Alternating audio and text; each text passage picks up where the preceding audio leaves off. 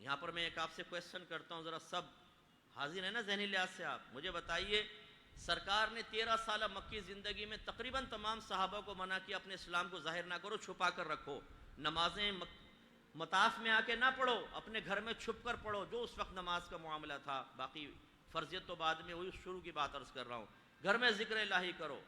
یہ جو سرکار نے اختیار کیا تھا، اسے آپ بزدلی کہیں گے کہ حکمت کہیں گے؟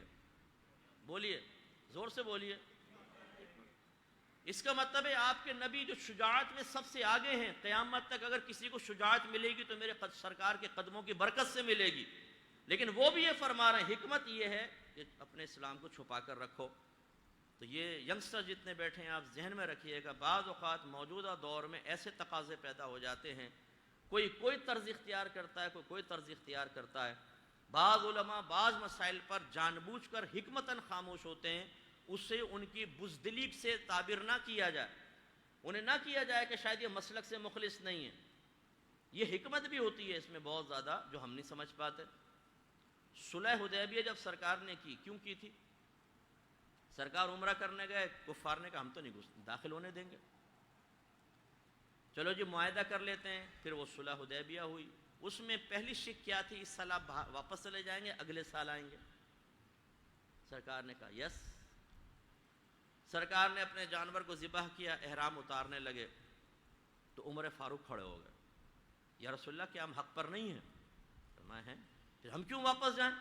یہ کیوں منع کر رہے ہیں؟ ہم ان سے مقابلہ کریں گے۔ سرکار خاموش رہے۔ صدیق اکبر رضی اللہ تعالیٰ عنہ کھڑے ہوئے کہا کہ اے عمر، اللہ تعالیٰ اور اس کے رسول بہتر حکمت جانتے ہیں۔ عمر فاروق خاموش ہو کر بیٹھ گئے۔ بتائیں یہ سرکار کی بزدلی تھی اس سال واپس آنا یا حکمت تھی؟ حکمت۔ سرکار مدینہ منورہ میں آئے، یہود کو پایا، اور کچھ یہودی کچھ مشرکین بظاہر کلمہ پڑھ کے مسلمان ہو گئے، لیکن دل سے نبی کو نبی نہیں مانا، وہ منافقین بن گئے۔ میرے آقا نے ایسا نہیں کیا کہ جیسی مدینے میں آپریشن کلین اپ کرو نکالو ان سب کو باہر، نہیں، آپ نے باقاعدہ معاہدہ کیا یہودیوں سے، تم ہمارے خلاف نہیں آؤ گے، ہم تمہارے خلاف نہیں ہوں گے، تم ہمارے دشمنوں کی مدد نہیں کرو گے، ہم تمہارے دشمنوں کی مدد نہیں کریں گے، تم رہو مدینے میں، ٹھیک ہے؟ یہ معاہدہ، ان کو حلیف بنایا، حلیف، ساتھی۔ وہ تو پھر بعد میں انہوں نے بدعہدی کی تو سرکار نے ان کو نکالا۔ میں آپ سے پوچھتا ہوں، سرکار ڈر گئے تھے یہودیوں سے؟ بولیں، یہ بزدلی تھی کہ حکمت تھی؟ حکمت تھی۔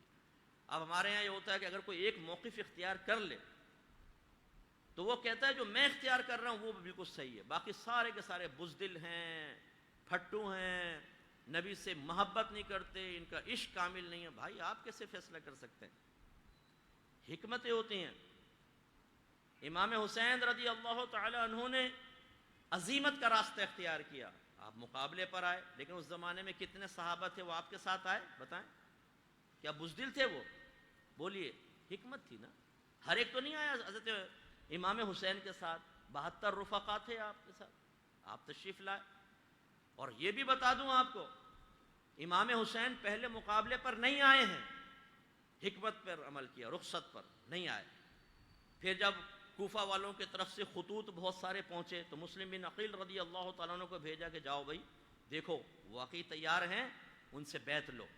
جب بیعت لی تو اتمام حجت ہو گیا، کیونکہ حدیث میں ہے سرکار نے ارشاد فرمایا کہ تم میں سے جو کوئی برائی کو دیکھے اگر ہو سکے تو ہاتھ سے بدل دے، ہاتھ سے نہیں بدل سکتا تو زبان سے بدلے، اور زبان سے بھی نہیں بدل سکتا تو کم از کم دل میں اس کو برا جانے، اور یہ ایمان کا کمزور ترین درجہ ہے۔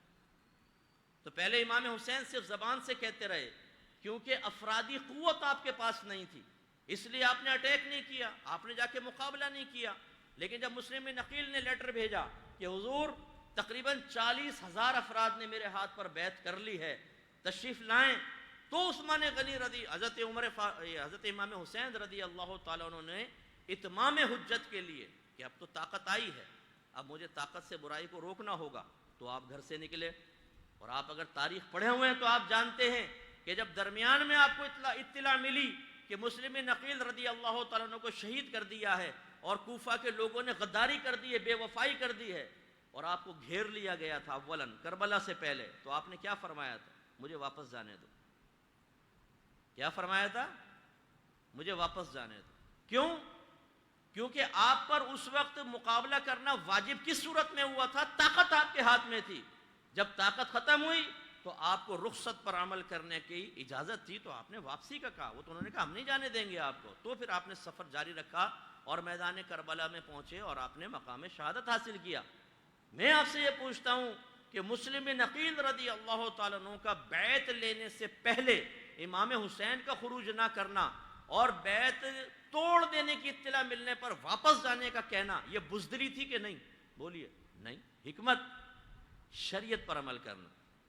اس لیے ایک تو یہ میں نے ضمناً بات آ گئی تو میں آپ کو عرض کر رہا ہوں، کبھی بھی اپنے علماء اہل سنت کو بزدل مت سمجھیں، انہیں بے وقوف مت سمجھیں، انہیں غدار نہ سمجھیں، انہیں بے وفا نہ سمجھیں۔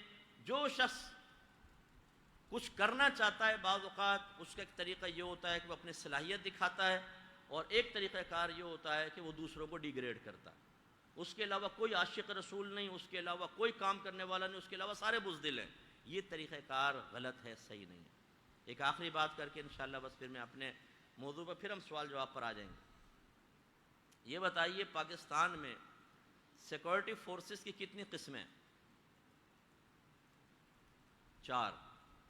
ایک بری ہے، ایک بحری ہے، ایک فضائیہ ہے، چوتھا خفیہ ادارے۔ سب سے خطرناک کون سا ہوتا ہے؟ بولیے۔ خفیہ ادارے۔ اب بری والے بحری والوں کو کہیں تم تو سمندر میں پڑے رہتے ہو، زمین پہ مقابلہ کرو نا، پھر پتہ چلے گا تمہیں۔ اور سمندر والے کہیں بھائی تم تو زمین پہ ٹک کے بیٹھ جاتے ہو، ہم پانی آتا ہے تو یوں یوں ہل ہل کے مقابلے ہوتے ہیں ہمارے تو۔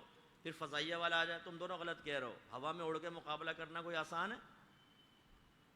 کبھی فوج نے ایسے ایک دوسرے کو کہا ہے؟ اور کہیں تو کیا صحیح کہہ رہے ہیں غلط کہہ رہے ہیں بتائیں؟ بھائی ہر ایک کا اپنا ایک انداز ہے نا مقابلہ کرنے کا، مقصود ایک ہے اپنے ملک کا دفاع۔ اور سب سے زیادہ مؤثر کون ہے؟ خفیہ ادارے۔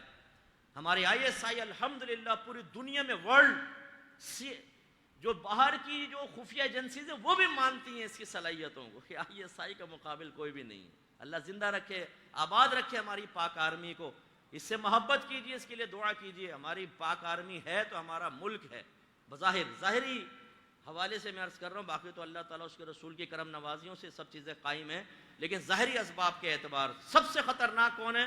خفیہ ادارے۔ تو اگر ایک عالم دین اپنے ایک مقصود کے ساتھ کام کر رہا ہے اور وہ کھل کر کسی کی مخالفت نہیں کرتا، سمجھ لیں وہ خفیہ ادارے کی طرح ہے، تو خفیہ ادارہ تو سب سے مؤثر ہوتا ہے۔